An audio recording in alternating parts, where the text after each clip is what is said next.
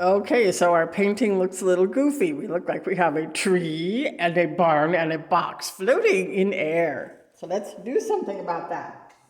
Let's plant them on the ground.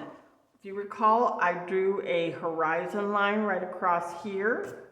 So we're gonna make some grass down here and make some sky up here. I'm gonna remember my direction of sunlight.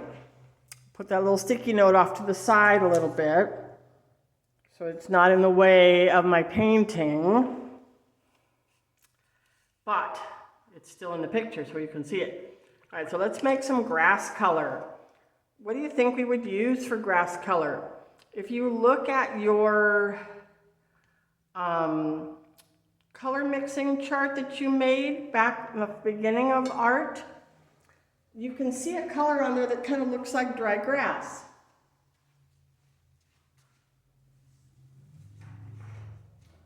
So I went and got mine so we can look at it. Grass is kind of yellowish, but it's kind of yellowish with some brown mixed in there. So let's do that. Put some yellow on our plate. Do you think we're going to use very much brown in the yellow? No, because yellow is really light and brown is really dark, and the brown will overpower it if we use too much. So let's just use a dab of brown. Actually, let's do what we always do. Let's get some brown, put it on the plate. Then we can put in only how much we want. So I'm gonna clean my brush off even, dry it, and then I can just pick up a little bit of brown and mix it in with the yellow. Because that bright yellow, the color of Peeps, isn't the color of grass. No, it's not. Okay, does that look like enough paint for me to do all that ground? Probably not. So let's get some more yellow. We've got to make a big puddle, as they call it, of color. Now, are we going to want it to be super strong, or are we going to want it to be kind of pale? We're going to want it to be kind of light. So let's add a little water. That'll help it go further. And now we're going to start putting it in here. I think if we add some water as we go, it'll help it blend in. Does it have to be perfectly evenly all one color? No, because grass isn't like that. Grass tends to vary in color. Careful when you get up next to the tree trunk. I can see that mine's starting to bleed out here. Sometimes when you do a painting like this, you do the background first, because it's often a very light color, like the grass or the sky. But when you have yellow underneath other colors, it is going to make them kind of a different shade. So you have to decide. We're going to talk more about this as we go. The point of this lesson is more to learn about shadows. So as you're putting your colors, your grass on here, kind of brush it sideways.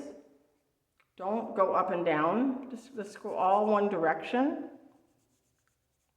so that it looks like the surface of the ground, like maybe little hills and things across the ground. So we're going to put in all this, going sideways, always sideways with your brush strokes. Whoops, there's an up and down one. Ooh, don't tell anybody the teacher messed up.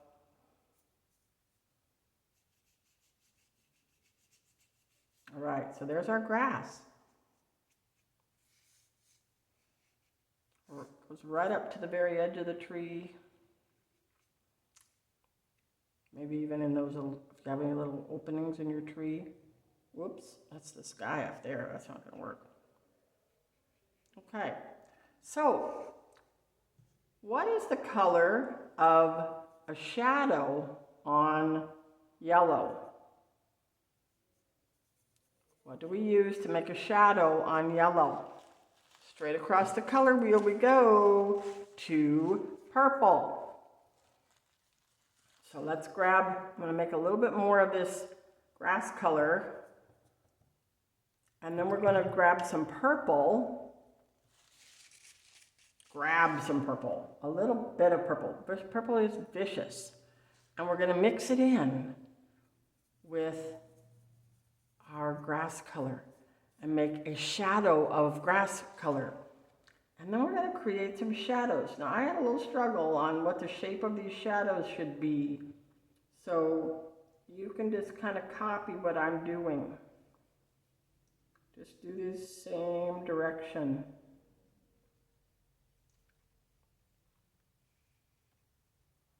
So you're going to make a shadow area on the grass. It makes it look like the item is sitting on the ground instead of floating in midair. Make sure your shadow goes all the way up to the corner of the thing that's shadowing. And then let's make a shadow of this tree trunk on the ground. And maybe make it kind of branch out like the tree is right there. So those are our shadows on the grass of the building, the watering trough, and the tree. Now make sure you wait until your yellow is dry. Mine dried pretty quickly, but yours might not. Make sure it's dry before you put it on there. All right, now we're going to do some sky. So let's do another technique. We're going to get the sky wet with plain water before we put the blue on. This is a technique that makes your sky look more natural. So get it good, not soggy, just get it shiny. Don't have a flood.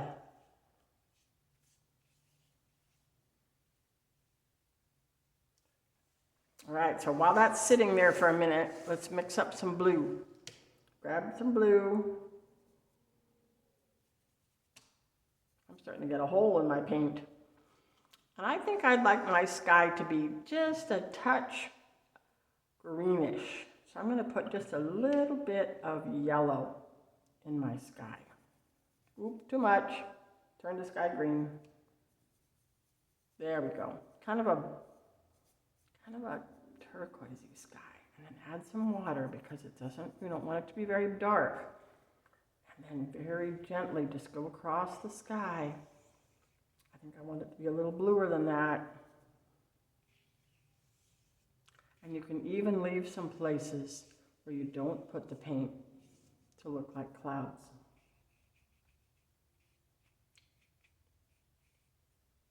And go all the way down to the horizon with your sky. Sky is usually lighter down near the ground.